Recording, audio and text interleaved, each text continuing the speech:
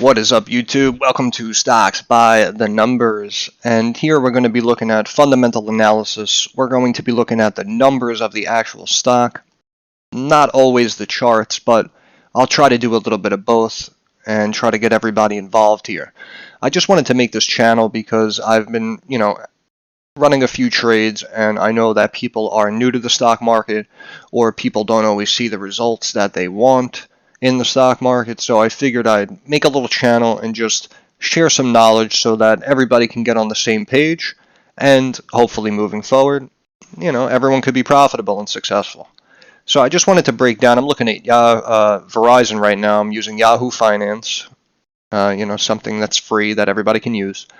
And I just wanted to break down what a few of these numbers mean because I know a lot of people don't necessarily understand what they're looking at.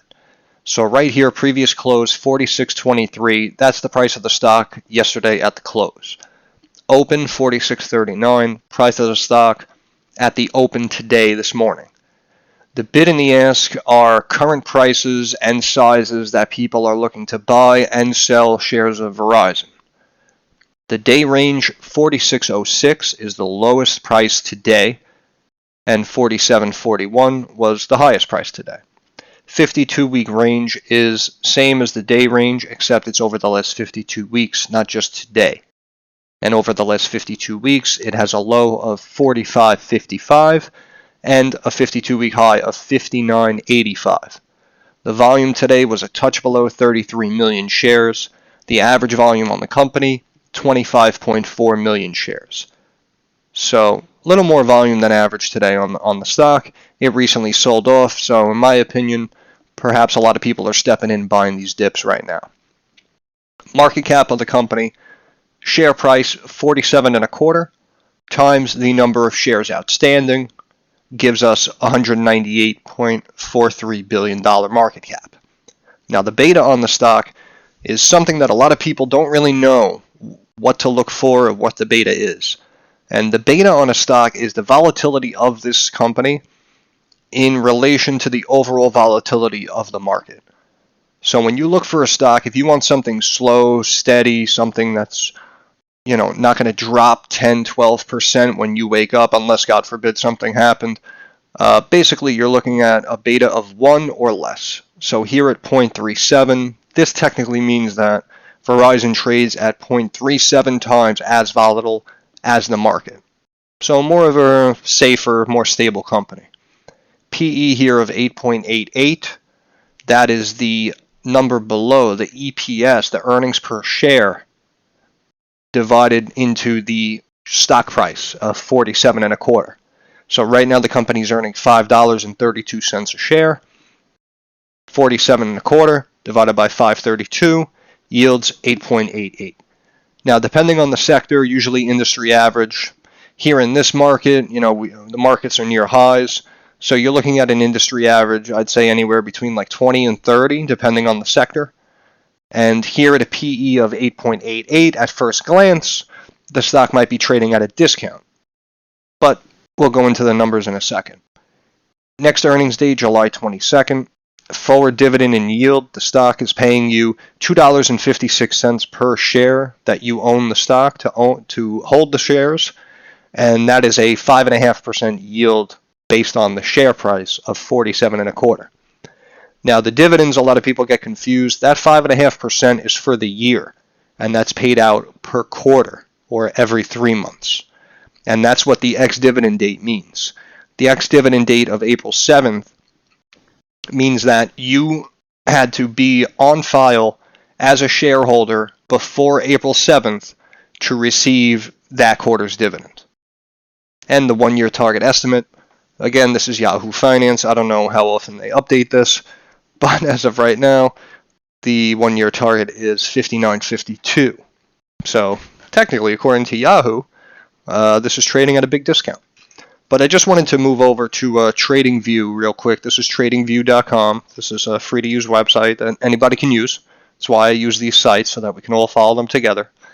And what you're seeing here is the stock was trading up at about 55 and a half. And then the company reported earnings, and you see these chunks down all the way down to a new 52-week low of 45.55.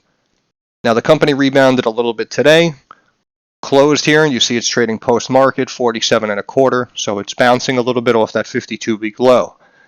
Now technical analysis tells us that gaps always fill, so these big gaps down, over time the stock should run up and refill these gaps. But on the fundamental side, we're looking at the actual earnings release. And here, if we look at the numbers, you'll see the EPS was in line basically with what analysts were expecting, and they reported $33.55 billion in revenue. Analysts were looking for about $33.61 billion in revenue, so you're looking at a miss of only about $60 million. Now, when it comes to a telecom company like Verizon, like AT&T, they hound these companies based on cost of infrastructure, how long it takes to put up said infrastructure, and also the number of subscribers to their service. So what happened was Verizon subscribers have actually went down in this last quarter, and as you see, they missed on revenue by about $60 million. So when you take a couple of negatives like this with a telecom company, you know, they can really beat it up and bash it up. So in my opinion, based on the fundamentals, I feel, in my opinion, that this was a little bit of an overreaction. Bringing the stock down to 50, 49, back at the low end of the range because it wasn't exactly what analysts were anticipating, totally understandable. To bring the stock down to 45.55 and hit new 52-week lows, remember, it was at 55.5, they brought it up going into earnings. Then supposedly they didn't hear what they wanted to hear, they bring it down to 45.5. It's about a 20% drop and a new 52-week low, just off a slight miss or a slight subscription decrease. So, again, in my opinion, I think it was a little bit of an overreaction. And usually, historically, I used to trade Verizon between like the 50 and 54, 55 range, try to catch it at the bottom of the range, try to time it at the top of the range, and so on and so forth. So seeing it here down at these low levels, obviously, to me, it looks attractive. However, as we've seen in the stock market, anything can happen. You know, tomorrow it can drop to 44 and hit new 52-week lows, or it can pop up to $50 and go back to basically where it was. So it's kind of in that in-between range right now. However, in my opinion, I think it was a little bit of an overreaction. And I think within the next couple of weeks, you're going to see Verizon reclaim this $50 level here. And also, by the next earnings report, it'll probably get to the low 50s and come back to this gap here at about 53, 53.5. And here again, going back to the PE of 8.88, Verizon is just trading at an overall discount, in my opinion, and they're paying you 5.5% to own it. So if you can get in a company like this, if you're able to buy shares long term, you can step in at a good price, 47.25.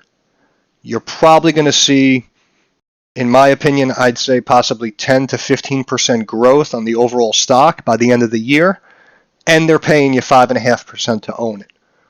So depending on your financial situation, you might want to step in and buy some shares here at this level, or you can also buy some long-term calls if you think it's going to go up, or protect yourself with some puts if you think it might continue to sell off. But I do think it was a drastic reaction, and in my opinion, I think Verizon is going to rebound here. And that's just my 2 cents.